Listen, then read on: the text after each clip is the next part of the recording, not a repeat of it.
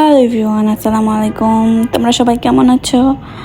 আশা করতেছি তোমরা সবাই ভালোই আছো। তো আজকে আমরা যাইতেছি আমাদের ঘরের পাশে একটা ফুচকার দোকান আছে। ওই দোকানে আমি করলে একলা একলা যাইতেছি না, আমার বেটা, আমি আর কোকো। তারপর ওখান থেকে আমরা যাবো স্টেডিয়ামে, কারণ হলো আমরা বাইরে গেলে স্টেডিয়ামে যাই, আদিয়ানকে ছেড়ে দিয়ে রাখি কিছুক্ষণ। আর এদিকে হচ্ছে আমার আদিয়ানকে প্যান্ট পরাচ্ছি, গেঞ্জি পরাচ্ছি, আর ও কান্না করতেছে আমার কোলে চলে আসবে। পাশ থেকে আবার কোকো খিক খিক করে হাসছে। এই ছেলের কান্না মাখা মুখটা একটু দেখো তোমরা।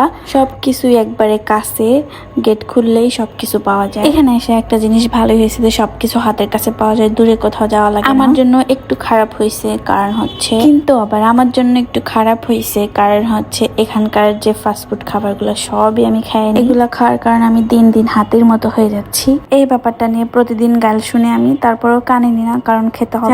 প্রথমেই আমরা স্টেডিয়ামের মধ্যে ঢুকতেছি, আর ঢুকেই দেখতে পেলাম যে হচ্ছে এই যে মেয়েটা খেলছে, আর আদিয়ান ওর থেকে একটা কাপ চাচ্ছে যে একটা দাও, কিন্তু ওই দিবে না, বলছে আমি কুড়িয়ে নিয়ে আসছি, আমি দিব। অবশ্যই মেয়েটাকে হচ্ছে আমরা চিনি, ওর মা হচ্ছে আমাদের বাসায় আসে, আমার একটু কাজে হেল্প করে দেয়, এই জন্যই ওর কাছে আমরা দাঁড়িয়ে আছি, আর আদিয়ান ওখানে দাঁড়িয়ে আছে খেলার। যাই হোক, ওখান থেকে আমরা আইসা পড়ছি হচ্ছে ফুচকার দোকানে। এখানে ফুচকার দোকান দিছে, তো আইসাই বইসা পড়লাম ফুচকা খাওয়ার লাগা। দুইটা টক দিছে, ফুচকাটা হেবি মজা ছিল, আর কোকো একটা লাচ্ছি খেয়েছে। যাই হোক, তোমরা যদি খেতে চাও তাহলে তোমরাও চলে আসতে পারো রাজশাহী 13 খাদি স্টেডিয়ামের কাছে। সে কিন্তু আমার বাসায় আসবে না, কিন্তু আমার নক দিতে পারো, তাহলে তোমাদের লগে আমি একটু খাই নেবো। এদিকে আমার খাওয়া শেষ, এখন আমরা ঘরের মধ্যে এসে পড়বো, বাসার মধ্যে ঢুকে পড়বো গা।